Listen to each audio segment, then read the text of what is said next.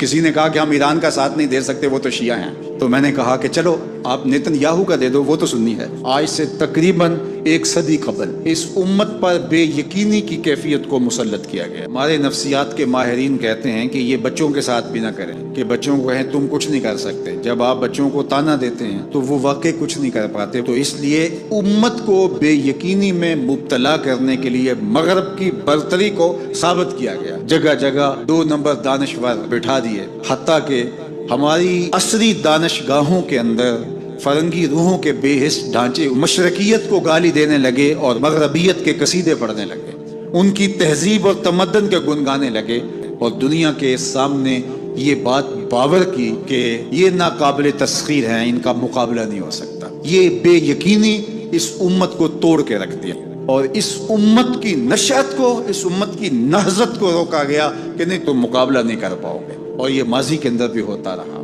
قوم موسیٰ نے کہا تھا ہم تو مقابلہ کر نہیں سکتے، موت سے بدتر زندگی تھی، اور یہ بالکل ہتھیار پھینک چکے تھے۔ پھر حضرت موسیٰ آئے اور ان کو کھڑا کیا، ہمت دلائی، دریائے نیل کے کنارے آئے تو پھر آڑ کے کھڑے ہو گئے۔ چونکہ 12 قبیلے تھے تو کہنے لگے کہ ہم ایک ہی راستے سے نہیں گزریں گے، دشمن پیچھے چڑھا ہوا ہے اور یہ قوم اڑ کے کھڑی ہوگی ہے دریا نیل کے کنارے کہ نہیں ہم ایک سوراخ سے نہیں گزریں گے، ہمارے قبیلے الگ الگ ہیں، لہٰذا ہمارے لیے الگ الگ راستے بناؤ۔ قومیں جب نکبت میں رسوائی میں چلی جاتی ہیں تو یہی حال ہوتا ہے۔ وہ کسی نے کہا کہ ہم ایران کا ساتھ نہیں دے سکتے، وہ تو شیعہ ہیں۔ تو میں نے کہا کہ چلو آپ نیتن یاہو کا دے دو، وہ تو سنی ہے۔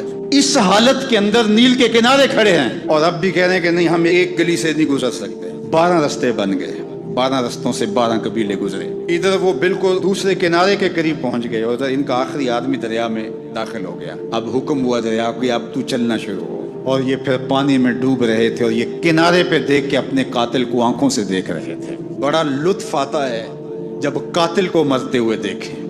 آج کل بہت خوشی ہو رہی ہے۔ یہ آج ہی مجھے کسی نے بھیجا کہ اسرائیل کے وزیر ثقافت نے ایک ہاسپٹل پہ کوئی میزائل لگا ہے اور اس کی کوئی دیوار گر گئی ہے، تو اس نے کہا کہ یہ انسانیت تو نہیں ہے۔ میں نے کہا جب تم نے بچوں کو بھی کھینچ کے نکالا تھا اور آکسیجن کی نالیاں بھی توڑی تھی اور بم برسائے تھے، ان کی رگوں کے اندر بھی سرخ خون دوڑتا تھا، وہ بھی انسان تھے، تم اتنی جلدی بھول گئے؟ تم نے 80,000 لوگوں کو پیس کے رکھ دیا اور آج تمہیں مزہ آیا؟ میاں ابتدائے عشق ہے، روتا ہے کیا؟ آگے آگے دیکھیے ہوتا ہے کیا؟ ابھی تو تمہیں پتہ چلے گا کہ درد کیا ہوتا ہے۔ ابھی 1-2 ماہ قبل آئرن ڈوم کی کہانیاں یہ دانشور ہمیں سنا رہے تھے۔ وہ کہتے تھے وہاں چڑیا بھی اندر نہیں جا سکتی، لیکن پھر دنیا نے میزائل جاتے دیکھے، کیسا خوف زدہ کیا ہوا تھا۔ نہیں ناقابل تسخیر ہے، اس کا مقابلہ نہیں ہو سکتا۔ وہ آسمان سے اترے ہیں، خدا چاہے تو ممولے سے شہباز کو لڑا دے، وہ تو ابابیلوں سے ہاتھی مروا دیتا ہے۔ تو اللہ جل شانہ کمزور نہیں ہوا، اس کی خفیہ تدبیریں ابھی ختم نہیں ہوئیں اور کبھی ختم نہیں ہوں گی۔ تم ایک چال چل رہے ہو اور وہ تمہیں چال میں پھنسا رہا ہے۔ میرے اللہ نے اس امت کے تنے نازک کے اندر زندگی کی لہریں پیدا کر دی ہیں اور ایک تموج پیدا ہو گیا ہے۔ اگرچہ آج بھی وہ فلسفہ، آج وہ دانشوری کا جعلی غلغلہ موجود ہے، آج بھی مایوسی کے نعرے لگائے جا رہے ہیں۔ 4 دن کی کہانی ہے، اس کے بعد آپ کو ایران کھنڈر بنا دکھائی دے گا، بن جائے کھنڈر، اس سے کوئی فرق نہیں پڑتا۔ جو پیغمبروں نے جنگیں لڑی ہیں اس کے نقصان پیغمبروں نے اٹھائے، اس سے کیا ہوتا ہے؟ تم کھنڈر کی بات کرتے تو کربلا کھنڈر نہیں بنا تھا، لیکن آج جھنڈے حسین کے جھول رہے ہیں، یزید کے تو نہیں جھول رہے۔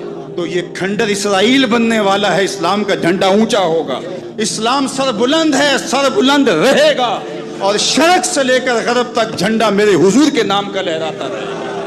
اس لیے ہمیں پوری قوت کے ساتھ ایران کے ساتھ کھڑا ہونا ہوگا۔ یہ ایران کی لڑائی نہیں ہے، یہ امت کی لڑائی ہے۔ یہ ان 80,000 بچوں کا، بوڑھوں کا، جوانوں کا بدلہ لینے کے لیے کھڑی ہوئی ہے امت، جن کو پیس دیا گیا اور ان کے اوپر نوحہ بھی نہیں پڑنے دیا گیا، جن کو بھوک اور پیاس سے تڑپا تڑپا کے مارا گیا۔ آج ان بچوں کا بدلہ لیا جا رہا ہے جو انہوں نے اذیتیں دی، جو کچوکے دیے۔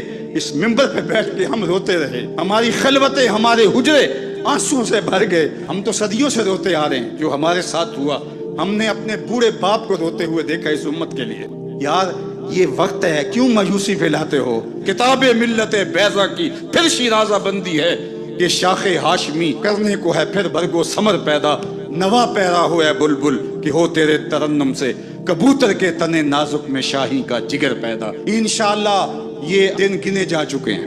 مغرب سے قیادت مشرق کی جانب منتقل ہونے والی ہے. آپ چائنا کے صدر کا بیان پڑھیے، بصیرت اور حکمت سے بھرا ہوا وہ بیان تھا جس نے سینہ ٹھنڈا کر دیا. دنیا کی نظروں میں سب کچھ ہے، بس ایک آواز اٹھنی ہے اور دنیا کی نئی صف بندی ہوگی اور مغرب سے مشرق کی جانب قیادت منتقل ہو رہی ہے انشاءاللہ.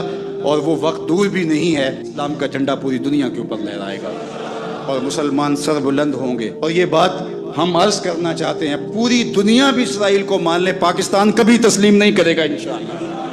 ہمارے بانی قائد اعظم محمد علی جناح نے کہا تھا کہ یہ امہ کے قلب میں گھسایا گیا خنجر ہے اور یہ مغرب کی ناجائز اولاد ہے، ناجائز ریاست ہے، کسی صورت کے اندر بھی ہم اس کو قبول نہیں کریں گے. آج یہ بات بھی سننے کو مل رہی ہے کہ شاید پاکستان ایران کے خلاف اپنے اڈے فراہم کر رہا ہے. ایسا کبھی نہیں ہوگا، یہ سوائے افواہ کے اور کچھ نہیں ہے. ہم اتنے گرے ہوئے ہیں کہ اپنے ہمسائے ملک کے مقابلے کے اندر ہم اڈے فراہم کر دیں گے. کیا ہماری غیرت اتنی بھی نہیں ہے؟